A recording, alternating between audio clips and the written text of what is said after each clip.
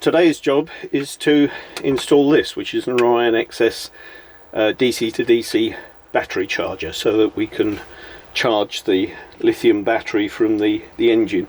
When I put in all the Victron kit, I disconnected the existing split charge relay, and the reason I did that is that this is quite an old engine. It's basically a Ford Escort diesel engine from about 1988, and it won't have a very powerful alternator, and if the leisure battery was empty it would try and pull a lot of current from the alternator, so I was worried that it might overload the alternator, so I just disconnected the existing split charge relay.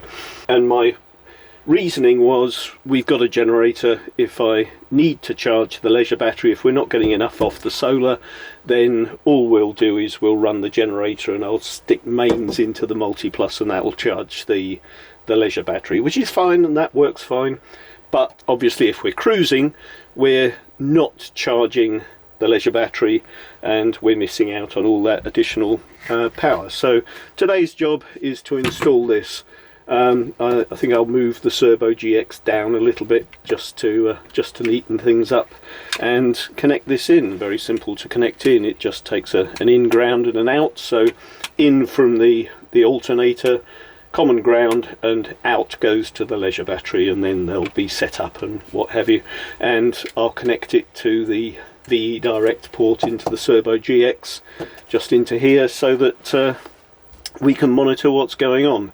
So first of all, get all the boards up in the engine room and let's see what we're dealing with. There's the alternator. It's got a plate on the back, if you can just about read that. It says 21TR and it's got a number under it, 47920-133. And I've looked that up, and that's a Lucas A127 alternator, and it's rated at 70 amps. So I was right to disconnect the split charge relay, because the lithium leisure battery could pull more than 70 amps if it was empty. So yeah, I think I'll probably limit the current from it to about 30 amps. The cable doesn't look all that heavy, and I don't want to stress the alternator, so I think setting the Orion XS to a 30 amp input current limit is probably a worthwhile thing to do.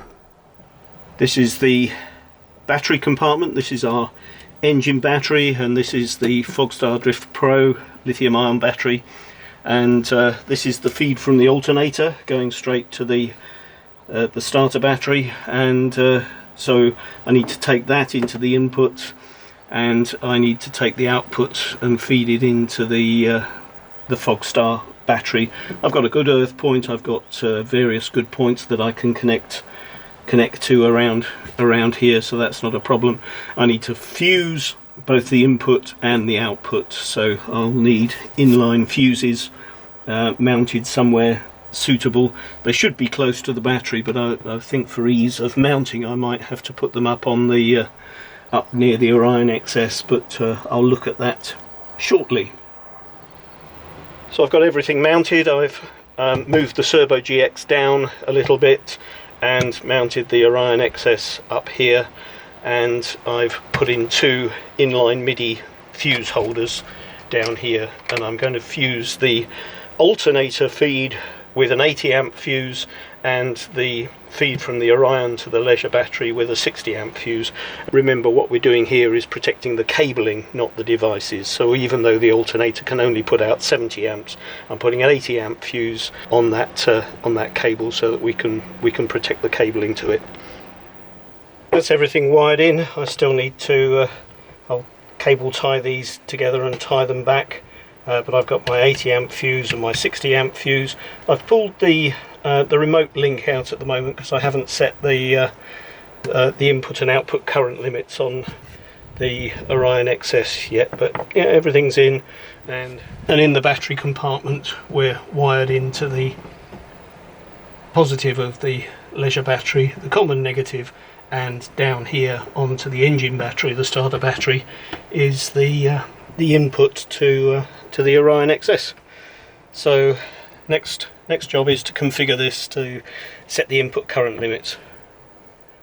This is the Victron Connect app, and I'm connected locally via Bluetooth, so I can connect into the Orion XS to check the settings. So this is showing me the output voltage 13.5, input voltage 13.1, current state of the batteries.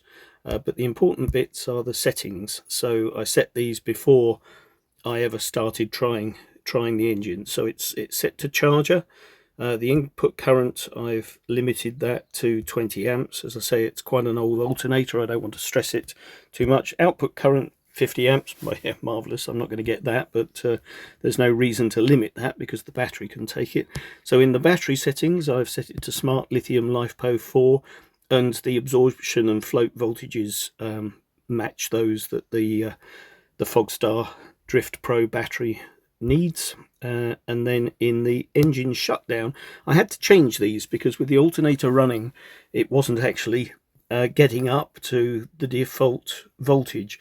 It's an old alternator, and I might change it, and it's not putting out much current, so it's barely getting up to the recommended threshold voltage. So I had to drop the start voltage down to 13.8 volts, and I did the delayed start voltage the same, and the shutdown voltage. So I determined those by sticking a multimeter across the alternator connection to the engine battery and starting the engine and seeing what the voltages did after a few minutes of running the engine on a reasonable number of revs. I don't know, 1500 revs, that kind of amount.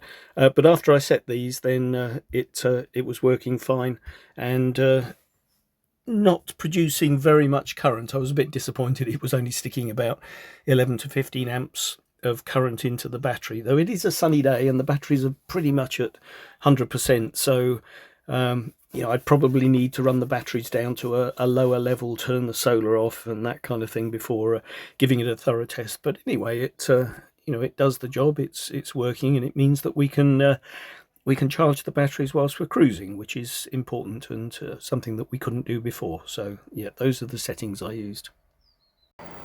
And that's it, all installed and working. Orion XS, I've just clamped the cables down, neatened everything up, and yeah, job done.